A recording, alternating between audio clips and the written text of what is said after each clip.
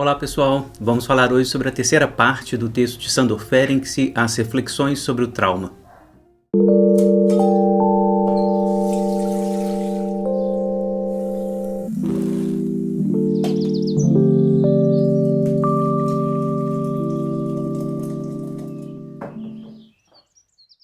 Pessoal, nessa terceira parte, que se chama O Trauma na Técnica de Relaxamento, o Ferenczi vai falar da importância, justamente desse relaxamento, que seria um pouco equivalente ao que o Freud chamava de regressão na análise, O paciente, ele de fato entra quase que em transe. Essa palavra transe não aparece na obra do Freud, se não me engano, acho que ele nunca usou a palavra transe, mas vai aparecer aqui nos textos de Ferenczi com alguma frequência, a lógica do transe, Claro, sem mencionar, obviamente, o período hipnótico, da técnica do Freud, aí sim ele usava a palavra transe, mas depois, justamente porque abandona a hipnose, o transe meio que desaparece, Mas todo mundo que pratica a psicanálise sabe que os pacientes, em algumas sessões, dão uma regredida, quando estão interpretando ou tendo vivências emocionais muito intensas, um tipo de regressão quase que ao sono que pode ser caracterizado como transe. São sessões, na minha experiência pelo menos,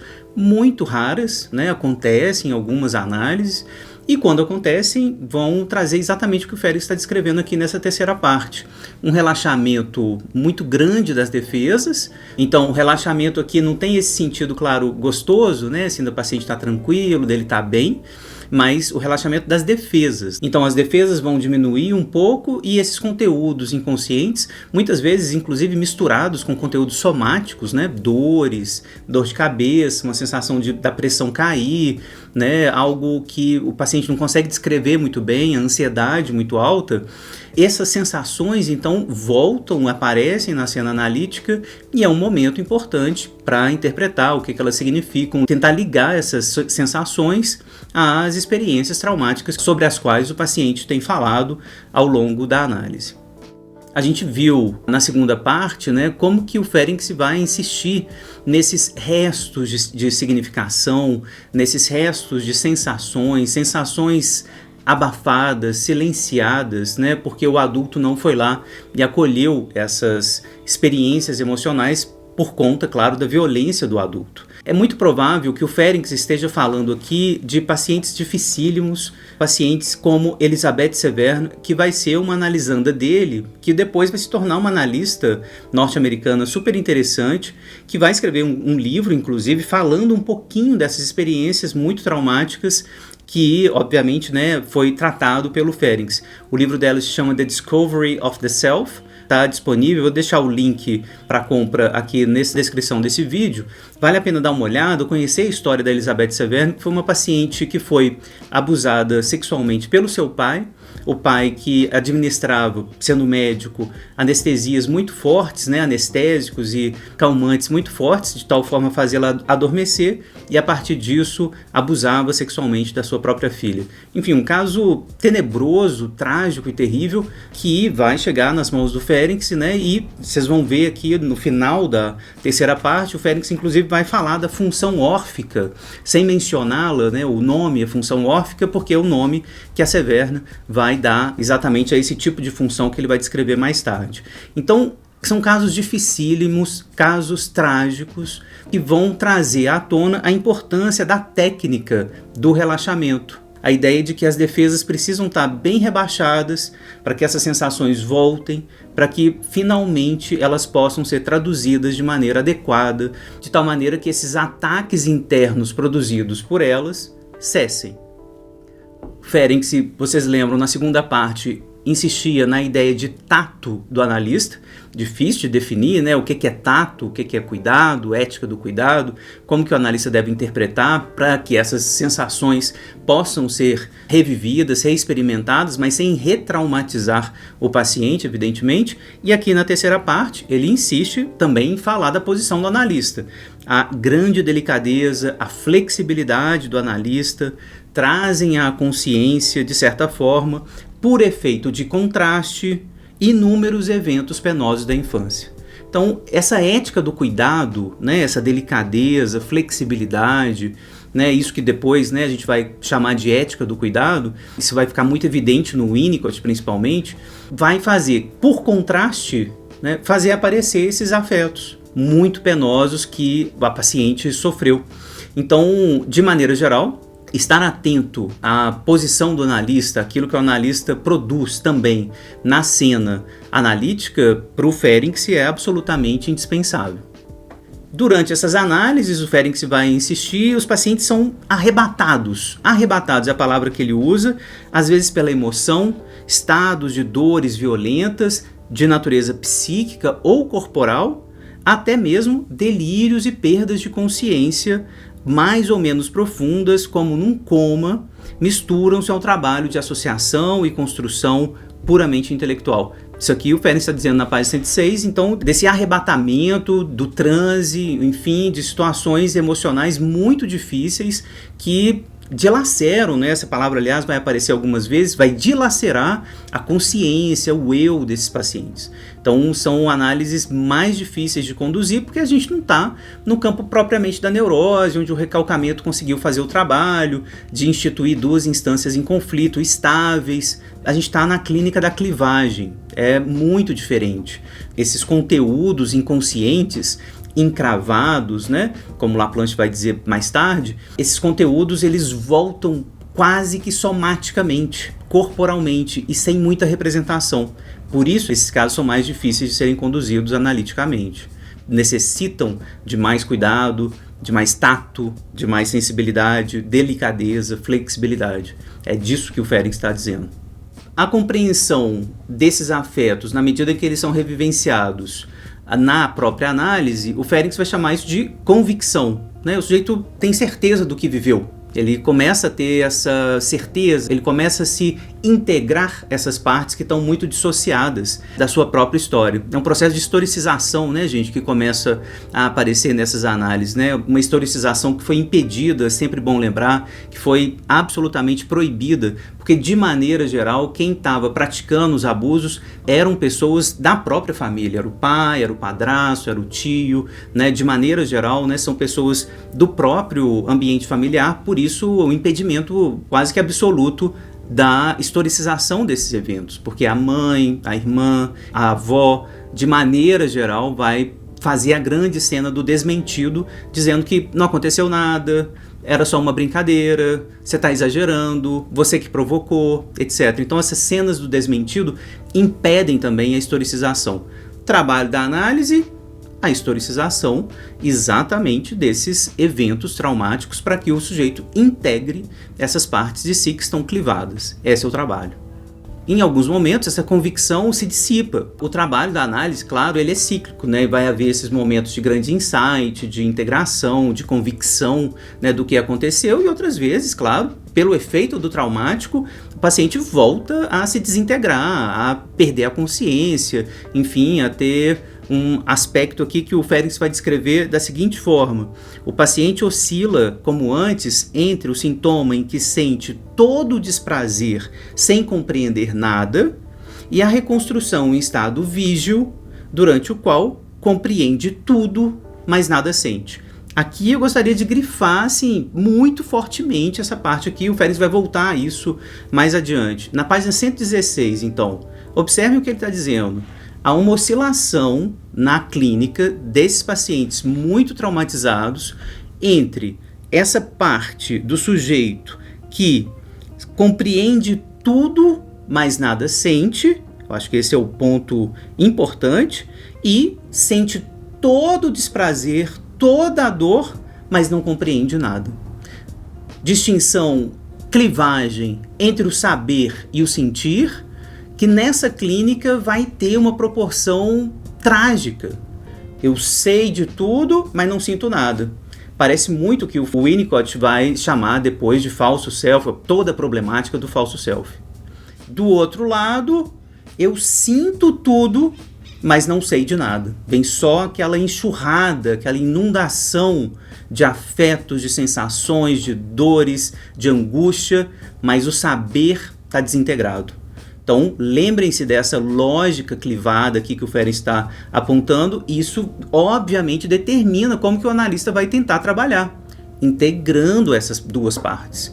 A que sente tudo e nada sabe, e aquela que sabe tudo, mas não consegue ter essa sensação integrada, né? Esse saber aqui, aliás, gente, só para fazer um parênteses rápido, né? A gente vai fazer alguns vídeos aqui sobre o falso self do Winnicott. Eu acho indispensável ler muito, né, sobre o falso self para entender essa clínica da clivagem. Então, o falso self é esse cara que dá conta de tudo, que sabe de tudo. Vocês vão ver pacientes assim na clínica de vocês. Pacientes que fizeram engenharia, fizeram direito, enfim, cursos universitários, sabem de tudo, etc., mas que não dão conta, por exemplo, de falar do abuso que sofreram por parte do irmão, por parte do pai, do padrasto. E quando falam, mas isso não tem nada a ver, isso não tem importância nenhuma, já passou, tem tanto tempo. O psicanalista fica aí tentando achar minhoca na minha cabeça, achando que essas coisas sexuais têm grande importância. É uma clivagem assim, absurda. Como se esses eventos traumáticos não tivessem nenhum efeito mais. Porque eu tive filho, eu viajei, eu tenho um curso universitário, eu tenho dinheiro, eu consigo trabalhar, eu tenho amigos, etc. Sim, há uma parte clivada que funciona. É isso que o Winnicott vai mostrar no falso self. O sujeito funciona, mas quando ele começa a ter sintomas somáticos, ele não dorme, ele tem pesadelos, ele é acordado o tempo todo, né, por sensações de angústia, não consegue nomear essas coisas, ele vem para análise e diz, mas o que está acontecendo? Eu dou conta de tudo, eu sei de tudo, sabe de tudo, mas nada sente. É esse o ponto, e aí eu acho que é o trabalho de análise, claro, é de integração, como o Winnicott vai ler o Ferenczi, né, de forma muito pertinente, né? O trabalho de integração, é de simbolização desses aspectos que estão absolutamente clivados. Ferenczi vai insistir, é o nosso elevado grau de delicadeza que acaba tornando dolorosa ao extremo qualquer recusa que seja. Então, o analista, na posição de analista, claro, continua com as recusas do analista, né? Não pode abraçar, não pode dar a mão, né? Não pode ligar toda hora, enfim. As recusas que fazem parte do nosso contrato de trabalho, né? Assim, pagamento, horário. A gente não abre mão disso, né? Essas recusas continuam. E aí, mas o fato da gente ter que ser mais delicado, mais cuidadoso com esses pacientes, né? Exigem também esse tipo de cuidado com esses cortes, né? Qualquer recusa desse tipo, a mudança de horário, as férias, etc., são sentidas assim como uma grande decepção, voltam com força total, levam o paciente de maneira geral de novo a esse aspecto, né, de agressividade que eles sofreram lá atrás. E aí esses pacientes vão reagir de maneira muito exacerbada, hiperbólica nesse contexto. Acaba num estado próximo de paralisia, que sente como se estivesse agonizante ou morto. Então pode ter assim experiências clínicas, né, de paciente assim morrendo, né, com crises de angústia muito fortes por conta, muitas vezes, de aspectos que eles percebem na própria análise. Trabalho do analista aqui, diz o Ferenczi, ainda na 116. Se a gente consegue relacionar novamente esse estado com os eventos traumáticos infantis, desviando-os de nós mesmos, pode acontecer que o paciente capte o momento em que, no tempo, saber e sentir tinham levado por intermédio dos mesmos sintomas, da raiva impotente a uma autodestruição, a uma dilaceração dos conteúdos psíquicos, em sentir inconsciente e em saber sem nada sentir. Portanto, ao mesmo processo que o Freud postula para o recalcamento. Alguns comentários sobre essa frase aqui, a começar por esse finalzinho, né? Os mesmos processos postulados por Freud para o recalcamento. Não. Eu acho que o Ferenczi está descrevendo aqui uma clínica da clivagem. Essa ideia da distinção muito forte entre saber e sentir, a gente está no campo da clivagem. Vou fazer ainda um vídeo tentando distinguir, gente, sim, de maneira bem clara, o que é clivagem e o que é recalcamento, né? No recalcamento, a principal característica é que o conflito permanece, de alguma maneira, ativo na vida psíquica do sujeito. Por exemplo, eu gosto e não gosto do meu pai. Eu quero e não quero uma experiência sexual específica, né? Eu gosto e não gosto dessa experiência. Essa ideia de estar consciente e partido num conflito entre as duas partes, um desejo e uma defesa, isso é a clínica do recalcamento. Na clínica da clivagem, é isso aqui que o Ferenczi está descrevendo. O paciente dá claro sinal de que sabe de algumas coisas, mas não sente nada. Não aparece o conflito, aparece como eu falei para vocês agora há pouco. O que tem o abuso? Meu padrasto fez isso mesmo, mas não tem nada a ver não. Isso não causa mais nada em mim, né? E ao mesmo tempo, ele tem pesadelos terríveis, sensações incríveis do ponto de vista somático, cujo sentido ele não reconhece, ele não quer dar nenhum sentido, nenhum significado para aquele pesadelo. Pesadelo é bobagem, sonhei, mas não significa nada não. Eu quero uma técnica aí para sobreviver, para aprender a ser, né, empreendedor, etc. Entende? Então, na clínica da clivagem, o conflito ele não se estabelece. Ele não vem muito na clínica do paciente, né, que vai dizer, né, eu quero isso, mas eu queria aquilo, eu quis isso, mas fiquei culpado. A clínica da clivagem diminui o aparecimento do conflito no dia a dia do consultório. É esse o ponto, tá? Mas claro, tem mais detalhes que a gente poderia investigar em próximos vídeos. Queria grifar também na frase que eu acabei de ler, aí na 116, essas palavras, né? Da raiva impotente a uma autodestruição, uma dilaceração dos conteúdos psíquicos. Raiva impotente, importante grifar isso, a gente está falando de crianças diante de adultos, é o avô que vai abusar, é o padrasto que vai abusar, é o pai que vai abusar. Estou dando exemplos aqui de maneira geral de homens, né, gente, porque é a maior frequência mesmo, mas claro, as mães são abusivas, as avós, né, óbvio, as mulheres também abusam sexualmente também dos seus filhos, a gente tem muita pesquisa sobre isso, mas claro, na sociedade patriarcal e machista que a gente vive, o algoz de maneira geral, né, o criminoso de maneira geral é o homem, tá? Então, é muito próximo, né, da criança, a pessoa que está abusando é muito próxima da criança. E aí, raiva impotente é o que ela sente, um ódio que deve ser silenciado o mais rápido possível.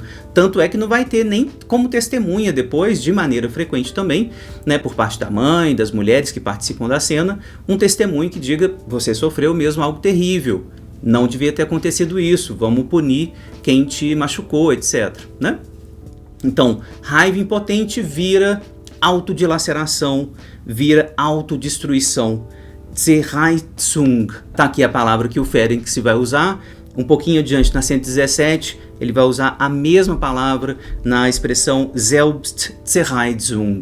Selbstzerreizung, que é essa autodilaceração, aquilo que ele chamava, muitas vezes em outros textos, de autotomia, né? Essa ideia de dilaceração de si mesmo, de despedaçamento de si mesmo. Lembrando, autotomia, metáfora zoológica que o Ferenczi vai utilizar, daquela capacidade que alguns bichinhos têm, a lagartixa, por exemplo, de arrancar o rabinho, deixar o rabinho lá para o passarinho comer, né? Enquanto ela foge e se esconde.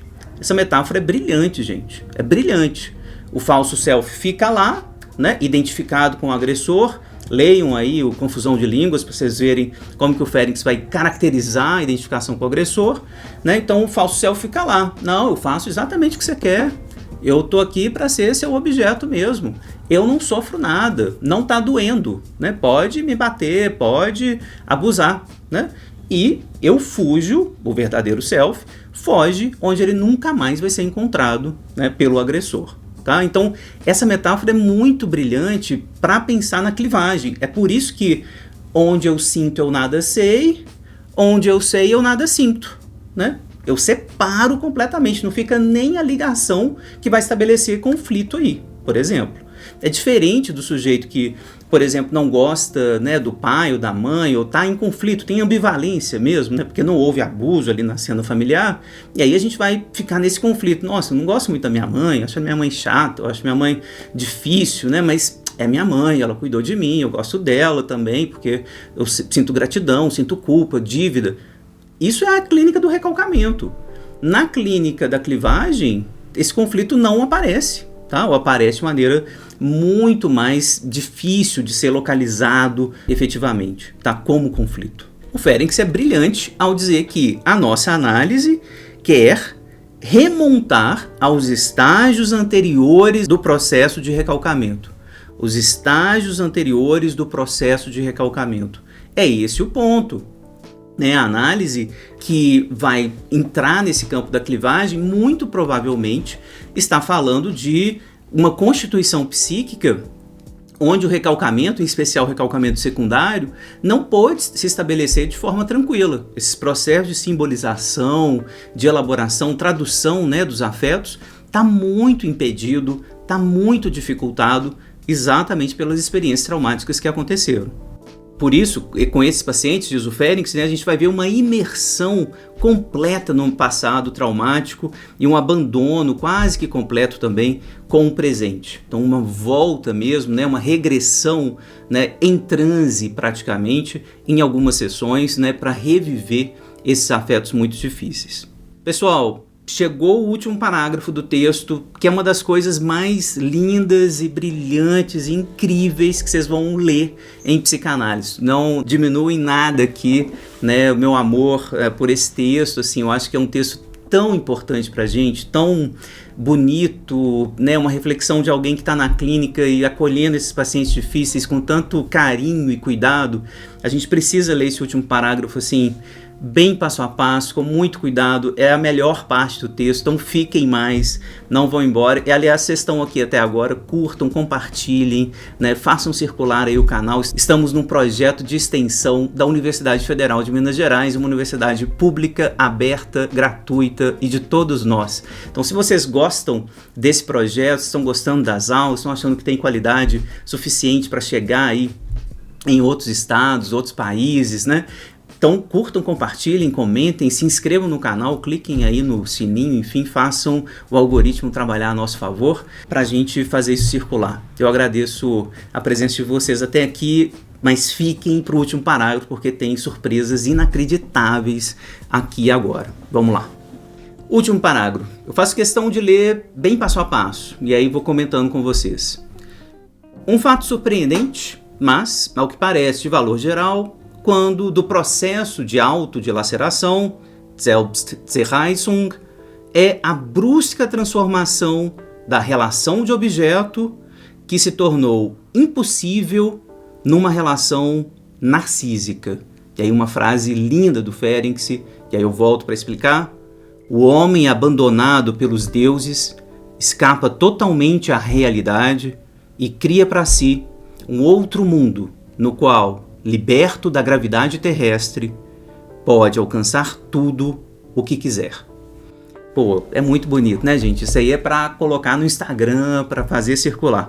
Então, autodilaceração, a gente já viu, o paciente faz a autotomia, saída autoplástica, na medida em que ele não pode ter uma saída aloplástica. Eu não posso mudar meu ambiente porque é minha mãe, é meu pai, é meu padrasto, é meu avô, enfim, minha mãe não acredita em mim. Então, a saída aloplástica se tornou impossível, saída para me defender, saída autoplástica, autodilaceração. Eu vou me partir em pedaços. Essa relação de objeto, então, tende a ser desinvestida, perda de confiança, perda da esperança que o outro vai ajudar, ataque ao vínculo, como o Bion, de maneira genial também, vai descrever um dos efeitos mais importantes das relações traumáticas, ataque ao vínculo. Então, relação de objeto desaparece, relação narcísica começa a se fortalecer imensamente. Eu crio o meu próprio espaço, eu fujo para Nárnia. Aliás, é muito frequente, né, nos contos de fada, nos filmes para as crianças, a gente ter esse espaço para onde as crianças fogem, o espaço da fantasia. Até certo ponto, o espaço do sonho, da fantasia, do brincar, é o espaço que vai proteger a criança do traumático. Quando fica demais, o traumático fica demais, é muito provável que eu fuja para lá de maneira mais permanente ainda, né? De maneira mais intensa. Tá? Então é isso que ele está querendo dizer com essa frase bonita aqui, né? O homem abandonado pelos deuses escapa totalmente à realidade e cria para si um outro mundo, no qual, liberto da gravidade terrestre, pode alcançar o que quiser. Então eu crio tudo, eu crio Nárnia, eu crio o Harry Potter, eu crio, né, qualquer coisa, Hogwarts, né, para fugir e escapar de uma realidade traumática. É essa a ideia. Continuando. Se até aqui esteve privado de amor, inclusive martirizado, desprende agora um fragmento de si mesmo que, sob a forma de pessoa dispensadora de cuidados, prestimosa, cheia de solicitude e amor, na maioria das vezes maternal, sente piedade da parte restante atormentada da pessoa, cuida dela, decide por ela, e tudo isso com extrema sabedoria e uma inteligência penetrante. Ela é a própria bondade e inteligência, um anjo da guarda, por assim dizer. Esse anjo vê desde fora a criança que sofre ou que foi morta. Portanto, ele se esgueirou para fora da pessoa durante o processo de fragmentação. Percorre o mundo inteiro em busca de ajuda. Imagina coisas para a criança que nada pode salvar. Até aqui, para a gente entender que o Ferenc está descrevendo nesse trecho aquilo que a Elizabeth Severno, na análise com o Ferenc, descreveu como função órfica. A função órfica, descrita por Elizabeth Severno durante a análise com Ferenc, vocês vão encontrar isso principalmente em vários relatos do diário clínico do Ferenc, é essa parte que se desprendeu da personalidade e que, identificada com um adulto bom, vai cuidar da outra parte que está cindida. Então, o anjo da guarda, aquele amigo que fica imaginário, né? O amigo imaginário, Deus, em alguns casos, algum espírito, o espírito do vovô, né? O espírito da vovó, enfim, uma parte que cuida de mim, cuida dessa outra parte que está absolutamente agredida, violentada, sem recurso. Insisto, isso na perspectiva dos contos de fada, das fábulas que nós fabricamos, né, para as crianças, muitas vezes isso vai aparecer, né? Uma parte que cuida de outra que está totalmente desamparada. Então essa, vejam bem, é uma tentativa de cura que a criança vai fazer a partir dos seus aspectos sublimatórios, né, que são, por assim dizer, curativos, né, eles mesmos, esses aspectos. Por que função órfica? De onde vem esse nome? A gente confunde de maneira geral, né, órfico com órfão, né?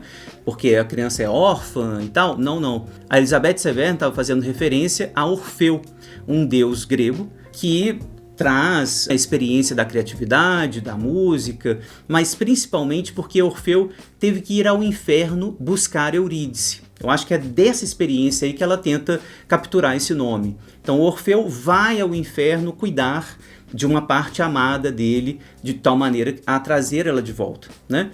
Eu não vou entrar aqui no mito especificamente, aliás, eu vou fazer um vídeo à parte só sobre a função órfica. Me digam aí se vocês querem ou não, coloquem aí no comentário se vocês querem saber mais sobre a função órfica e sobre essa análise incrível da Elizabeth Severno, né, com o Ferenc, que ela fala muito dessa noção, né, que o Ferenc adora também, né, essa função órfica. Enfim, é um Orfeu que vai lá no inferno, traz Eurídice de volta para cuidar dela, para tirá-la do inferno. Então, função órfica é essa parte que nós temos em nós mesmos, talvez todos nós tenhamos, né, um amigo imaginário, né, ou tenhamos tido em algum momento, né, um anjinho da guarda, ou a nossa relação com Deus também passe um pouco por aí, né, uma parte nossa, idealizada, né, que consegue, de alguma maneira, nos salvar.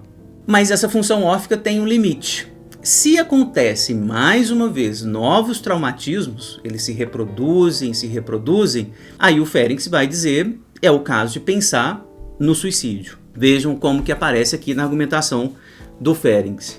Mas no momento do novo traumatismo muito mais forte, o santo protetor deve confessar sua própria impotência e seus embustes bem intencionados à criança martirizada.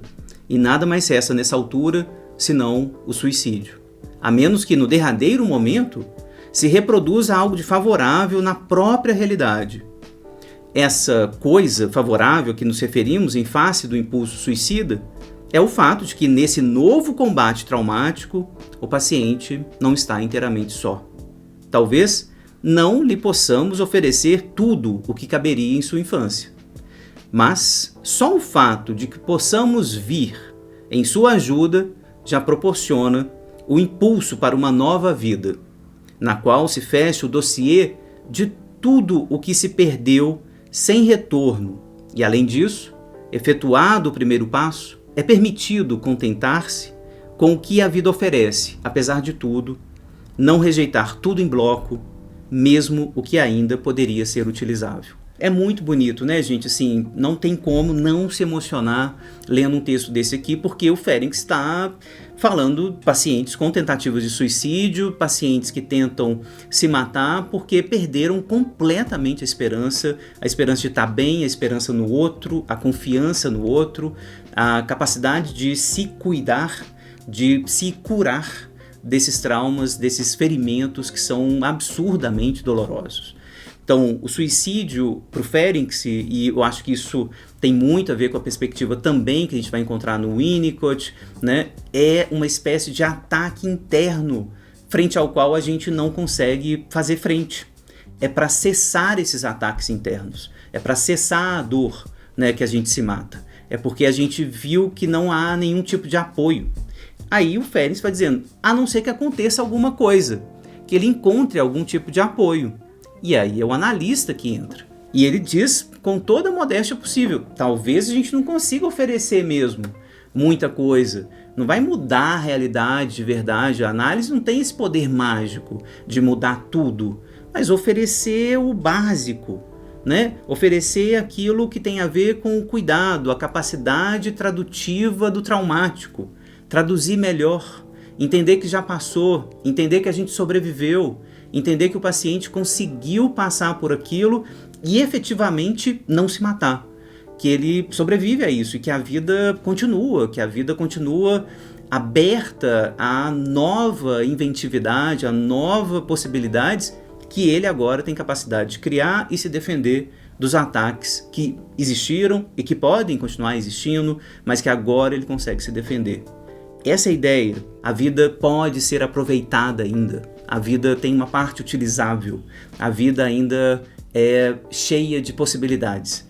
Fazer isso acontecer, né? Fazer o paciente que foi muito traumatizado entender isso de novo, né?